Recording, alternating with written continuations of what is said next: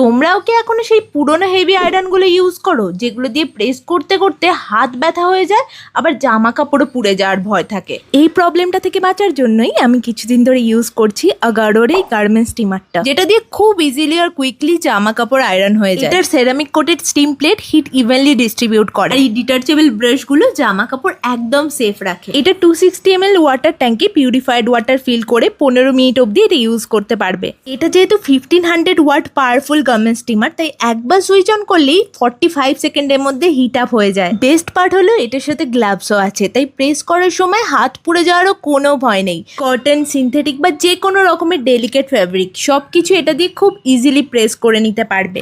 আমি তো আগে আমার এই ড্রেসগুলো পুড়ে যাওয়ার ভয় প্রেস করতেই পারতাম না, আর এখন দেখো এই গার্মেন্টস স্টিমারটা দিয়ে কত সুন্দর প্রেস হয়ে গেল। এই প্রোডাক্টটা সবার জন্য মাস্ট হ্যাভ। তোমরা যদি এটা লিঙ্ক চাও তাহলে কমেন্টে লেখো লিঙ্ক, আমি তোমাদের লিঙ্ক পাঠিয়ে দেবো।